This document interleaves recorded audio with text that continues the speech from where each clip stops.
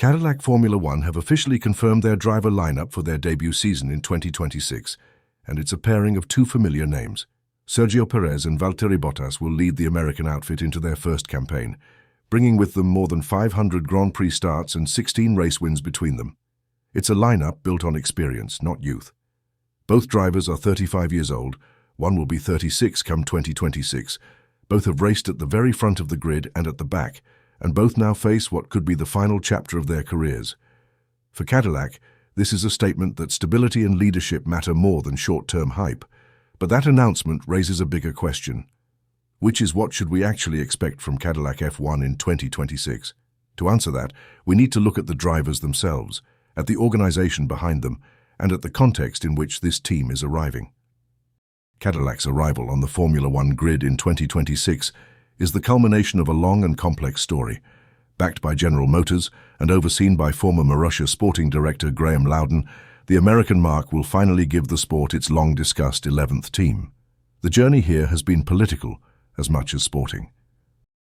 Michael Andretti's attempts to bring his Andretti global outfit into Formula One were repeatedly blocked, with F1's leadership and existing teams questioning the value of an extra entrant. But while Andretti himself has stepped back, the project has not disappeared. General Motors pivoted, branding the entry as Cadillac, with Mario Andretti, 1978 world champion and a legend of American motorsport, still involved in an advisory capacity. In a sense, Cadillac's place on the grid is both the continuation of Andretti's ambition and a statement of intent from GM that they will not be shut out of Formula One's future. And now, with Cadillac confirmed, the question becomes, what should we realistically expect from this new team when they join the grid in 2026? The headline is the driver lineup, Sergio Perez and Valtteri Bottas. Between them, over 500 race starts and 16 Grand Prix victories. Both are 35 years old, both veterans, and both bringing very different kinds of experience to the table. Let's begin with Perez, because his recent career trajectory is a story in itself. By the end of 2024, Perez's stock was at its lowest point since his short-lived McLaren stint in 2013. Week in, week out, he struggled to get close to Max Verstappen. His qualifying performances were inconsistent, his race pace lacked sharpness, and his confidence visibly eroded. It became one of the most difficult seasons of his career, and many observers wrote him off as finished at the top level.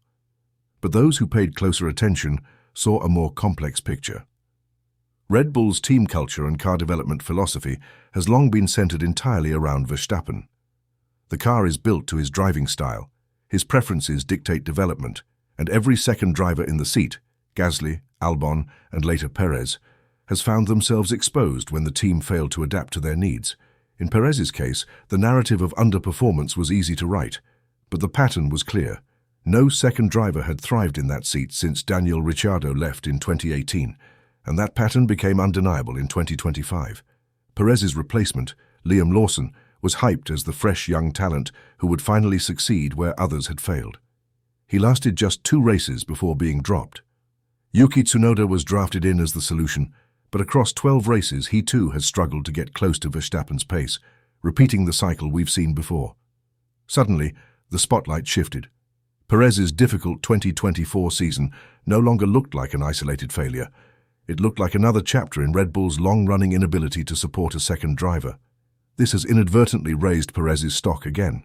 His performances relative to Verstappen, while not good enough to keep him in the seat, were actually stronger than Lawson's brief spell or Tsunoda's ongoing struggles. That reframing matters. Perez is now being recognized less as a failing driver and more as a casualty of an environment designed exclusively around one man. And for Cadillac, that makes him a far more attractive option than the headlines of 2024 might have suggested. On race day, Perez's strengths remain intact: racecraft, tire management, and the ability to seize opportunities when chaos unfolds. For a brand new team, unlikely to start with a front-running car, these qualities are invaluable. Perez has built a career out of making the most of limited machinery, and Cadillac will need exactly that kind of driver in their opening years. Valtteri Bottas offers a different, complementary profile. After his debut with Williams, Bottas earned his move to Mercedes in 2017 and spent 5 seasons in one of the most successful teams in Formula One history. While he never mounted a serious title challenge against Hamilton, he was an integral part of Mercedes' dominance, delivering consistent podiums and ensuring Constructors' Championships from 2017 through 2021. Bottas became known for his one-lap pace on his day, capable of out-qualifying Hamilton, and his professionalism within a high-pressure environment. After leaving Mercedes, his move to Sauber from 2022 to 2023 saw him in the opposite situation, a midfield struggler with little hope of fighting at the front. That dual experience, operating at the very top and surviving at the very bottom, gives Bottas a unique perspective. He knows how a championship-winning organization functions, and he also knows what it takes to keep morale alive in a team fighting for scraps at the back of the grid. For Cadillac, Bottas brings that cultural knowledge. He has seen what excellence looks like at Mercedes and can help shape Cadillac's internal standards. He has also lived through the grind of fighting in uncompetitive machinery, so he won't be disillusioned if Cadillac's first car isn't fighting for points straight away. Together, Perez and Bottas give Cadillac something new entrants almost never have: experience and stability. There won't be rookie mistakes. There won't be the distractions of drivers trying to prove they belong. Both men understand the job in front of them, to help build a team from the ground up. Beyond the drivers, Cadillac enters Formula One at a critical regulatory shift. The 2026 cars will be lighter, narrower, and fitted with active aerodynamics to balance efficiency and downforce. The engines will feature more powerful hybrid systems and rely more heavily on sustainable fuels. These changes effectively reset the field. Established teams will still have advantages, but the slate is cleaner than it has been in years. For Cadillac, this is the best possible moment to enter. They will use Ferrari engines, at least initially. This gives them a proven and reliable power unit without the impossible task of developing one themselves from scratch. Bottas has already driven Ferrari-powered cars during his Sauber days, so he has some familiarity with their characteristics. The bigger challenge will be integrating Ferrari's hardware into Cadillac's own chassis design, which will be developed at their newly invested facilities. That infrastructure matters. Past new teams, HRT, Caterham, Marussia, entered F1 underfunded and underprepared. None survived. Even Haas, who started strongly in 2016, have spent recent seasons struggling to stay competitive. Cadillac's backer, General Motors, ensures this isn't a shoestring operation.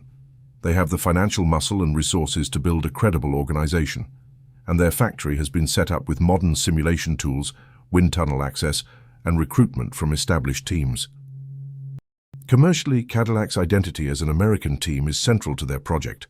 Formula One has seen explosive growth in the United States, with races in Austin, Miami, and Las Vegas. For Liberty Media, an American constructor backed by General Motors and carrying the Cadillac badge, is the perfect way to embed the sport further in its most important growth market.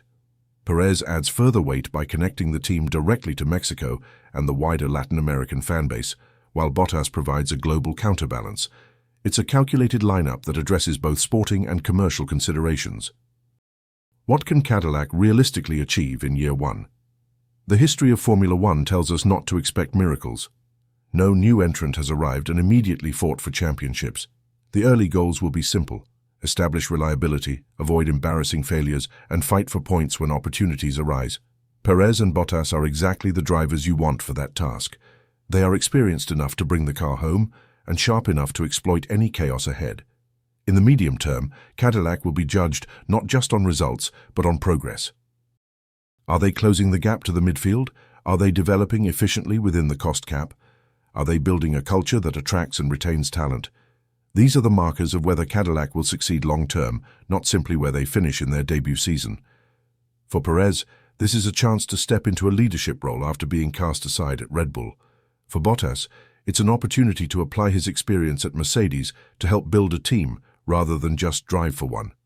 For Cadillac, it's about laying a foundation that proves they belong in Formula One, not as a gimmick or a marketing exercise, but as a genuine competitor.